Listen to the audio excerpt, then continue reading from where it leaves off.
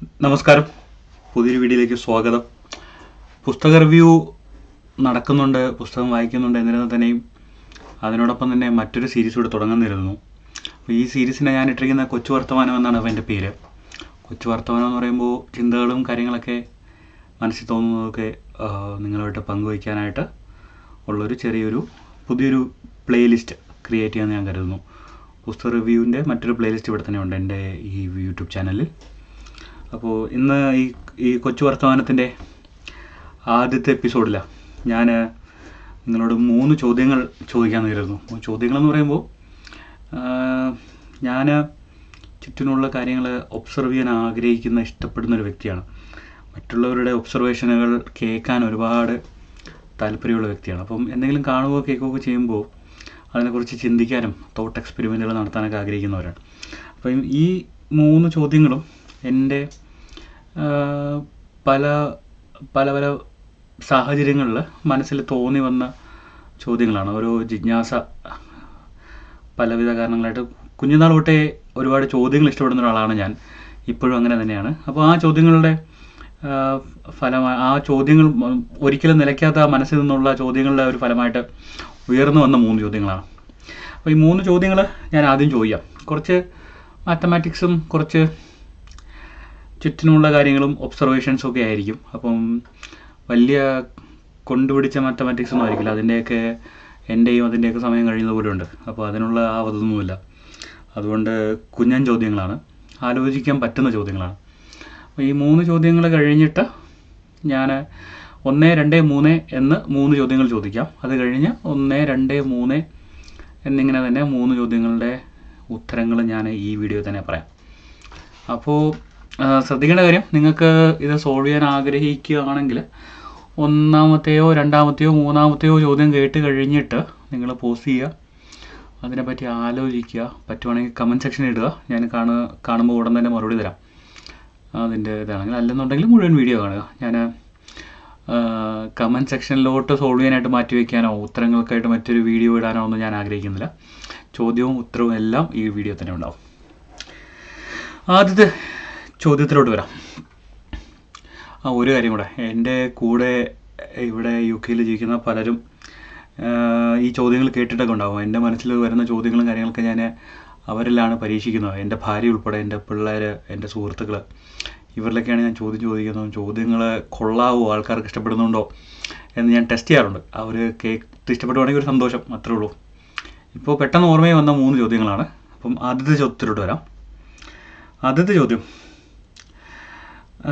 ഈ ഒളിമ്പിക്സിലെ 4x100 relay, പുരുഷന്മാരുടെ relay മത്സരം, സ്പ്രിൻ്റ് മത്സരങ്ങളിലെ 4x100 റിലേ മത്സരത്തിലെ വേൾഡ് റെക്കോർഡ് 36.84 36.84 സെക്കൻഡ്സ് ആണ്. അപ്പോൾ 36.84 എന്ന് പറയുമ്പോൾ 9.21 9.21 സെക്കൻഡ്സിൽ ഓരോരുത്തരും ആ 100 മീറ്റർ ഒരു ആവറേജിൽ അതാണ് അവർ കവർ ചെയ്തിരിക്കുന്നത്. 9.2 സെക്കൻഡ്സിലാണ്. എന്നാൽ അതേസമയം പുരുഷന്മാരുടെ 100 മീറ്റർ വേൾഡ് റെക്കോർഡ് നോക്കുകയാണെങ്കിൽ ഉസൈൻ ബോൾട്ടിൻ്റെ വേൾഡ് റെക്കോർഡ് 9.58 സെക്കൻഡാണ്. അപ്പോൾ എന്തുകൊണ്ടാണ് ഈ ഒരു വ്യത്യാസം? അപ്പോൾ അവർ റിലേയിൽ എന്തുകൊണ്ടാണ് അവർ കൂടുതൽ വേഗത്തിൽ ഓടാൻ അവർക്ക് കഴിയുന്നത്? ഇതാണ് ആദ്യത്തെ ചോദ്യം. രണ്ടാമത്തെ ചോദ്യം, ഇത് സെയിലിങ്ങുമായിട്ട് ബന്ധപ്പെട്ടാണ്. നമുക്കെല്ലാവർക്കും പായ്ക്കപ്പലുകൾ അറിയാം. അതായത് അതിന് മോട്ടറോ എഞ്ചിനോ ഒന്നും കാണത്തില്ല. അത് കാറ്റിൻ്റെ ശക്തി കൊണ്ട് പ്രവർത്തിക്കുന്ന പായ്ക്കപ്പലുകൾ. അപ്പോൾ സെയിലിംഗ്, ചെറിയ യോട്ടുകളും സെയിൽ ബോട്ടുകളൊക്കെ ഉണ്ട്. സെയിലിങ് നമുക്കറിയാം, ചിരപരിചിതമായ കാര്യമാണ്. എറണാകുളത്തൊക്കെ സെയിലിംഗ് ഉണ്ട്. അതുപോലെ തന്നെ നമ്മുടെ എല്ലാവരുടെയും അഭിമാനമായ അഭിലാഷ് ടോമി, ഭൂമിക്ക് ചുറ്റും ഒറ്റയ്ക്ക് സ്വന്തം സെയിൽ ബോട്ടിൽ പോയ അഭിലാഷ് ടോമി. അതുപോലെ അപ്പോൾ ആ സെയിൽ ബോട്ടുമായിട്ട് ബന്ധപ്പെട്ടൊരു ചോദ്യമാണ്. അപ്പോൾ സെയിൽ ബോട്ടുമായിട്ടുള്ള ബന്ധപ്പെട്ട ചോദ്യം എന്ന് പറയുമ്പോൾ, ഈ സെയിൽ ബോട്ട് നമ്മൾ കാറ്റടിക്കുന്ന ദിശ നിങ്ങൾക്കറിയാമല്ലോ. നമുക്ക് കാറ്റ് നമ്മുടെ എതിരെ വരികയാണെങ്കിൽ കാറ്റിനെതിരെ പോകാൻ ഭയങ്കര ബുദ്ധിമുട്ടാണ്. കാറ്റുണ്ടെങ്കിൽ കാറ്റ് വാക്കിന് പോകാൻ വളരെ ഈസിയാണ്. പക്ഷേ കാറ്റിനെതിരെ പോകാൻ വളരെ ബുദ്ധിമുട്ടാണ്. അപ്പോൾ ഞാനിപ്പോൾ ഒരു ക്ലോക്കായിട്ട് സങ്കല്പിക്കുകയാണെന്നിരിക്കട്ടെ. ഞാൻ നിൽക്കുന്ന ക്ലോക്കിൻ്റെ നടുക്കാണ്. ഞാൻ 12 നോക്കി നിൽക്കുന്നു. എൻ്റെ വലതുവശത്ത് 3 ഇടതുവശത്ത് 9, എൻ്റെ പിറകിലായിട്ട് 6. അപ്പോൾ കാറ്റടിക്കുന്ന 12 നിന്ന് എന്നോട്ട് അടിക്കുകയാണെങ്കിൽ എനിക്ക് ഏറ്റവും എളുപ്പം 6 പോകാനാണ്. അപ്പോൾ എന്നെ അത് പിറകിലോട്ട് തള്ളും. അപ്പം ഈ ഒരു 360 ഡിഗ്രിയിൽ ഏകദേശം ഒരു 270 മുതൽ 300 ഡിഗ്രി വരെ എനിക്ക് കവർ ചെയ്യാൻ പറ്റും. പക്ഷെ ആദ്യത്തെ ഒരു 60-90 ഡിഗ്രി ആ ഒരു ഏരിയ എനിക്ക് ഒരു രീതിയിലും എൻ്റെ പായ്ക്കപ്പലിനെ മുമ്പോട്ട് കൊണ്ടുപോകാൻ പറ്റാത്ത ഒരു ഏരിയ ആണ്. അപ്പം വരയ്ക്കുകയാണെങ്കിൽ നോക്കുകയാണെങ്കിൽ ഇതൊരു വട്ടം. ഞാൻ ഇവിടെ നിൽക്കുകയാണ്, എൻ്റെ പായ്ക്കപ്പൽ ഇങ്ങോട്ടാണ് പോകേണ്ടത്. കാറ്റടിക്കുന്നത് ഈ ഒരു ദിശയിലാണെന്നിരിക്കട്ടെ. അപ്പം ഏകദേശം ഒരു ഇത്രയും സ്ഥലം എന്ന് പറഞ്ഞാൽ ഞാൻ ഇനി എൻ്റെ പായ്ക്കപ്പലിലെ പായ എങ്ങനെയൊക്കെ വളച്ചു തിരിച്ച് വെച്ചാലും എനിക്ക് ഈ ഒരു ഡയറക്ഷനിൽ പോകാൻ പറ്റത്തില്ല. കാരണം കാറ്റടിക്കുന്നത് ഈ ഒരു ഡയറക്ഷനിലാണ്. ബാക്കി ഏത് ഡയറക്ഷനിൽ എനിക്ക് ഇങ്ങോട്ടും എല്ലായിടത്തോട്ടും എനിക്ക് പോകാൻ കഴിയും. കാരണം എനിക്ക് എൻ്റെ പായകൾ പല പല ആംഗിളുകളിൽ വെച്ചിട്ട് എനിക്ക് പോകാൻ സാധിക്കും. സപ്പോസ് ഞാൻ ഇങ്ങോട്ട് പോകും, എനിക്ക് പോകേണ്ട സ്ഥലം ഇവിടെയാണെന്നിരിക്കട്ടെ.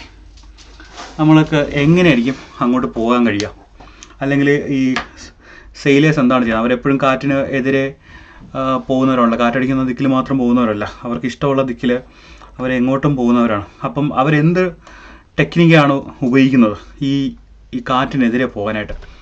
ഈ ചിത്രത്തിൽ തന്നെ അതിൻ്റെ ഉത്തരവുണ്ട്. ഇതാണ് എൻ്റെ രണ്ടാമത്തെ ചോദ്യം. ഇനി മൂന്നാമത്തെ ചോദ്യം,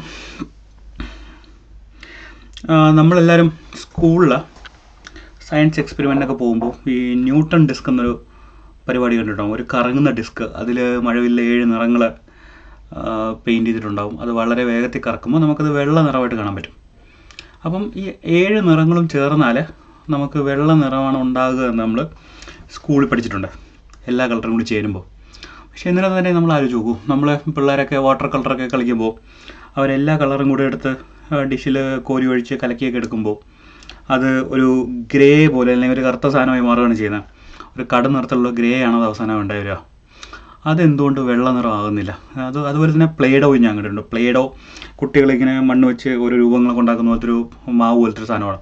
അതും എല്ലാ കളറും കൂടെ എടുത്ത് മിക്സ് ചെയ്യുകയാണെങ്കിൽ അവർക്കൊരു ഗ്രേ നിറത്തിലുള്ള സാധനങ്ങളൊക്കെ അവർക്ക് അവസാനം കിട്ടുക. അപ്പോൾ എന്തുകൊണ്ടായിരിക്കും ഈ വാട്ടർ കളറിൽ അങ്ങനെ സംഭവിക്കുന്നത്? അതേസമയം നമ്മൾ ന്യൂട്ടൻ്റെ ഡിസ്ക് കറക്കുമ്പോൾ എന്തുകൊണ്ടാണ് നമുക്ക് കറുത്ത നിറം കിട്ടാത്തത്, പകരം വെളുത്ത നിറം കിട്ടുന്നത്?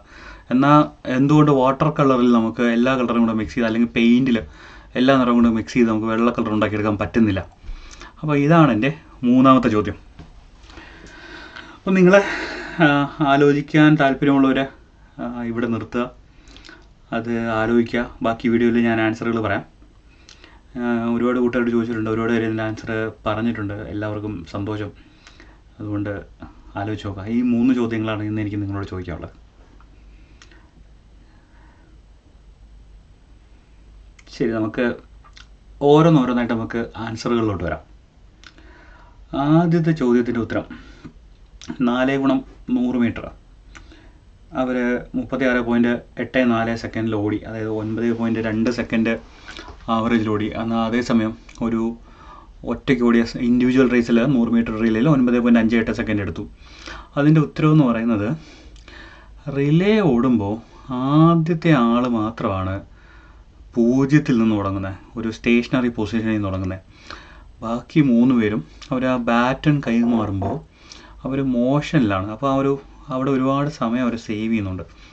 ആ ഒരു ഗെയിനാണ് അതിൻ്റെ ഒടുവിൽ ഈ ഒരു 0.3 സെക്കൻഡ് അല്ലെങ്കിൽ ആ ഒരു 9.2 സെക്കൻഡ് ആവറേജിൽ എല്ലാ 100 മീറ്റർ ഓടുന്നതായിട്ട് നമുക്ക് തോന്നുന്നത്. കാരണം അവർ ഓൾറെഡി ഒരു ആക്സിലറേറ്റഡ് സ്റ്റേറ്റിലാണ്, 0 എന്ന് തുടങ്ങേണ്ട കാര്യമില്ല. ഇതാണ് ഒന്നാമത്തെ ചോദ്യത്തിൻ്റെ ഉത്തരം. ഇനി രണ്ടാമത്തെ ചോദ്യം. ഈ 3 ചോദ്യത്തിൽ ഒരുപക്ഷെ ഏറ്റവും പാടായിട്ടുള്ളത് രണ്ടാമത്തെ ചോദ്യമായിരിക്കാം. രണ്ടാമത്തെ ചോദ്യത്തിൻ്റെ ഉത്തരം എന്ന് പറയുന്നത് അതിൻ്റെ ആൻസർ ഒരു സിക്സാക് പാറ്റേണിൽ പോകുക എന്നുള്ളതാണ് ആൻസർ. ഇപ്പോൾ ഇവിടെ പോകണമെന്നുണ്ടെങ്കിൽ ഇവിടെ നിൽക്കുന്ന ആൾക്ക് ആദ്യം ഇവിടെ പോവാം, കാരണം ഇങ്ങോട്ട് പോകാൻ പറ്റുമല്ലോ. അത് കഴിഞ്ഞിട്ട്, കാരണം ഇപ്പം ഇങ്ങോട്ട് പോകാൻ പറ്റുമല്ലോ, അതുപോലെ തന്നെ ഇവിടെ നമുക്ക് ഇങ്ങോട്ട് പോകാം. പിന്നെ വീണ്ടും നമ്മൾ ഇങ്ങോട്ട് പോകുന്ന പോലെ ആ ഡയറക്ഷനിൽ ഇങ്ങോട്ട് പോകാം. അപ്പം ഇങ്ങനെ ആൾക്കാർ നമുക്ക് പോകാൻ പറ്റുന്ന ആംഗിളിൽ തെളിഞ്ഞില്ല തോന്നുന്നു. ഈ പോകാൻ പറ്റുന്ന ആംഗിളിൽ നമ്മളിങ്ങനെ സിക്സ് ആഗ് ചെയ്ത് ഇവിടെ നോക്കുവാണെങ്കിൽ ഇവിടെ ഇപ്പോഴും ഒരു അല്പ ദൂരം നമുക്ക് ഫ്രണ്ടിലോട്ട് തന്നെ പോകാൻ പറ്റും, ബാക്കിലോട്ടല്ല. നമുക്കൊരു ചെറിയൊരു ആംഗിളിൽ മുന്നോട്ട് പോകാൻ സാധിക്കും. അപ്പോൾ ആ ആംഗിളിൽ സിക്സ് ആഗ് ചെയ്ത് മുമ്പോട്ട് പോയിട്ടാണ് ഈ സെയിൽ ബോട്ടിൽ പോകുന്നവർ മുന്നോട്ട് പോകുന്നത്. അപ്പോൾ ഇത് കുറച്ച് ദൂരം കൂടുതലാണ്, സമയം കൂടുതലെടുക്കും. എന്നിരുന്നാൽ തന്നെ നമുക്ക് മുന്നോട്ട് തന്നെ എഫക്റ്റീവായിട്ട് നമുക്ക് മുന്നോട്ട് തന്നെ പോകാൻ പറ്റും. അതിൻ്റെ നെറ്റ് എഫക്റ്റ് മുന്നോട്ട് തന്നെ ആയിരിക്കും. അപ്പോൾ ഇതിനൊരു ടേമുണ്ട്, ഇതിന് ടാക്കിംഗ് എന്നാണ് പറയുക. ടാക്കിംഗ് സെയിലിങ്ങിലൊരു ടേമാണ്. എനിക്ക് സെയിലിംഗ് ഒന്നും അറിയില്ല, ഞാൻ വിക്കിപീഡിയ വായിച്ചുള്ള അറിവേ ഉള്ളൂ. നല്ല പേജാണ് കേട്ടോ. അതിൽ ലൈക്ക് ഫോഴ്സസ് ഓൺ സെയിൽസ് എന്ന് പറഞ്ഞൊരു വിക്കിപീഡിയ പേജൊക്കെ ഉണ്ട്. അപ്പം ഒരുപാട് ഫിക്സിങ് കുറച്ച് വായിച്ചിട്ട് പിന്നെ എൻ്റെ തലയുടെ മേലെ കൂടി പറഞ്ഞു. എന്നിരുന്നാൽ തന്നെയും ഒരുപാട് നല്ല രസമുള്ള കൺസെപ്റ്റുകളുണ്ട്. അതെങ്ങനെയാണ് സെയിൽ ചെയ്യുന്നത് പറ്റുവാണെങ്കിൽ വായിച്ചു. അതിനകത്ത് ആംഗിൾ ഓഫ് അറ്റാക്ക് എന്നൊക്കെ പറഞ്ഞിട്ട് ഒരുപാട് പ്രിൻസിപ്പിളുകളും എങ്ങനെയാണ് പല പല പൊസിഷനിൽ വെച്ചിട്ട് പോകുന്നതെന്നും, അതുപോലെ തന്നെ സ്പിന്നാക്കർ എന്നൊരു സാധനമുണ്ട്, പലതരത്തിലുള്ള സെയിലുകൾ, പാരഷൂട്ട് ഗ്ലൈഡിങ്, അങ്ങനെയുള്ള കാര്യങ്ങൾ അതും ഇതൊക്കെ വായിക്കാൻ പറ്റും. നല്ലൊരു ഇൻട്രസ്റ്റിംഗ് ഫീൽഡാണ് സെയിലിംഗ്.